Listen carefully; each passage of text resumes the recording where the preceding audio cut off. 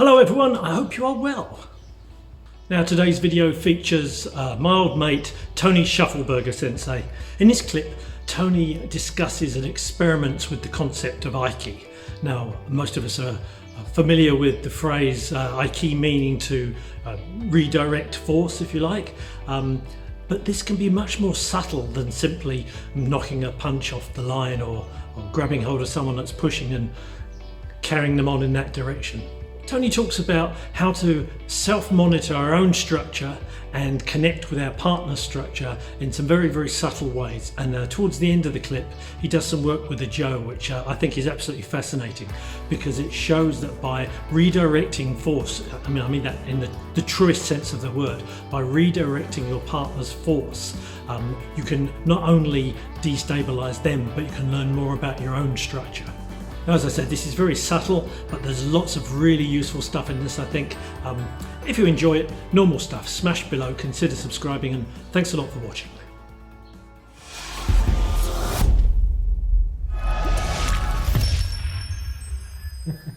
So let's do one hand this time. Okay. Now, second form puts you in the most vulnerable position. We've only got two hands. All right. When we're in first form, cross hand grab, we're already on the outside. We're already pretty much in the safe space. But when we're in second form, we're now on the live side. This is where the punches, the kicks and everything can come from. We're in the live side. Okay? So either we have nothing and we walk in here trying to do something and he's busy pummeling me and scratching me and spitting at me because I've got no connection to what's going on, or I take ownership of this space. Now I've got this thing and I'm reading. As Clyde said earlier, I can feel through his grip where his intention is. Now we can adjust this person, so already I'm taking ownership of this area. Okay? This sometimes is referred to as your Zanshin. When I first learned Zanshin, it was the focused Zanshin of attack. Bah. Okay, so somebody's like, ooh, and where all this intention come from? That's only half of Zanshin. Okay? When you do your forward intention, and weapons training teaches you this thing about forward intention. Now he's got something here. Okay. The second part of Zanshin is your peripheral awareness, or your connection to this very personal space, this space around you. So though I'm focused on him, my peripheral vision is watching his feet, it's watching anything coming in from this area. I've still got all my intention here, but my peripheral vision is also still alert. And that's quite often not spoken about when they talk about Zanshin. They often talk about this part. But at the same time, I've got all this awareness coming on as well. Okay? So let's go with a nice firm grab. I want you to be as strong as possible. Drop down and be really firm. That's it. So now it's a battle, yeah? Bang, strength to strength. Or you feel through your grip, yeah? Shoulders go, elbows go, feet through, in, out. Past this structure. So when I was young and fit, I used to really like the feeling of using strength to strength. Oh, you know, this was a great feeling. But then suddenly you realise this didn't work all the time. So by releasing the tension in my shoulders, find my feet, come forward, go out past the shoulder, now I can move this person quite easily. All right? And I'm not trying to raise, I'm not using any of this force stuff. It's totally through my body structure, awareness to grounding, up through my skeleton, out through the back, and there it goes. Okay? So these are all just exercises for you to start to understand yourself as a person, and then the effectiveness of using it as a technique. So let's just try it. One hand here, and this forward intention. So Duncan Sensei often talks about age, upward curve. What do you call it? Something else. Tekatana. Tekatana. This feeling is this thing about extending and being forward and going up. If I've got someone bigger than me and I need to move him, what I do is I drop my center down and I cause an upward curve. That brings him up off his feet and means I can move him with less effort. Okay? So quite often if I need to move someone, I don't battle them here. I come in from underneath and I've uprooted the person and now they're off their feet. They're actually being lifted. And that's what this Tekatana is connecting to the rest of it. Let's have a quick try, have a play. Thank you. So I'm going to run this in two ways. Okay, because I've gone off on my tangent. I'm talking to you about your structure, your grounding, your structure, and this connection to the volume between you and the other person. Okay? So, tofu. Tahu.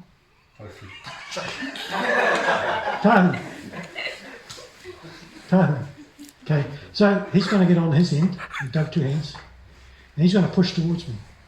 Okay?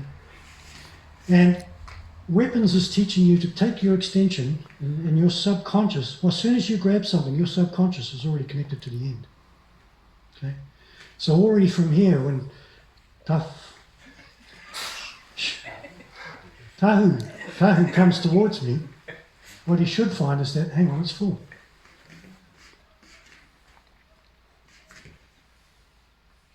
Okay, and we can do this without holding.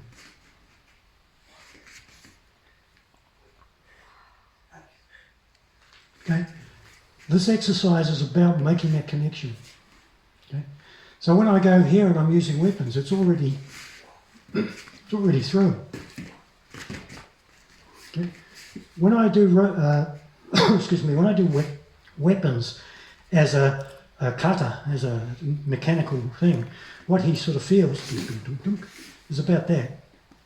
Mechanical, but my subconscious has not connected to the end. Okay, so we do this sort of robotic pushing at each other and exercise. Now I want to engage my subconscious to go, well, actually there's more of me than just the physical.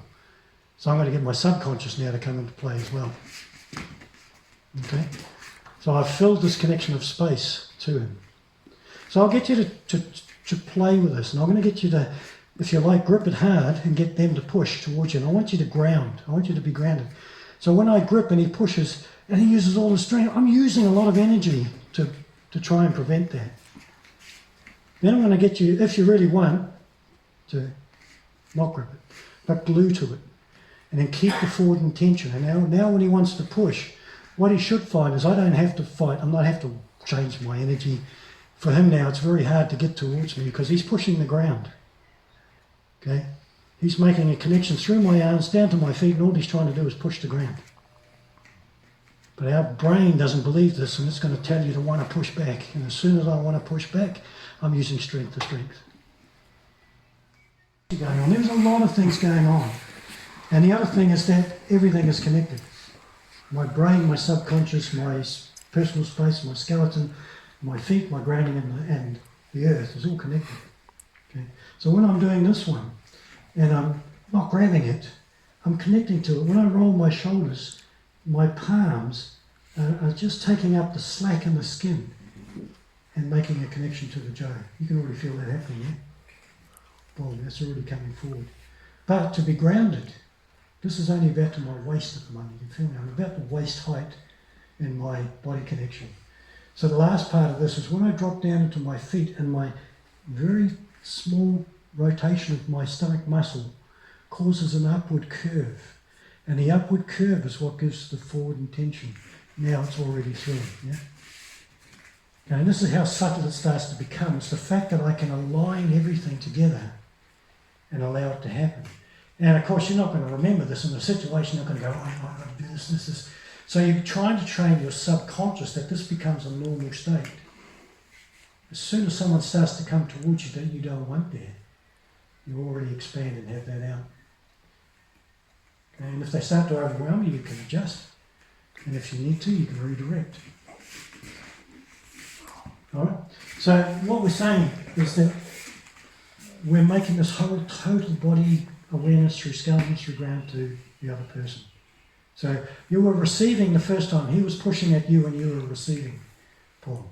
Okay, that's what I asked you to do the first time. This time I'm going to get you to receive it, and once you find your grounding, send it back up through the jaw and back out through the person. Alright? So what I've done is I've received it first. I've allowed it to come in and go into my feet to find the ground. Once I found the ground, I did the little stomach change. He starts to push, and the first thing is my shoulders roll, my elbows drop, I come down into my feet, and I found the ground. Once he starts to want to overwhelm me, I then just tip my stomach muscle up here, and then I just walk up through. And I'm just causing this, it's like a wedge going in underneath. It's this feeling of this person wants to push, but he's being lifted up and out of the way, yeah? Oh man, who started this story? Have a quick play. See what you can find. Thank you.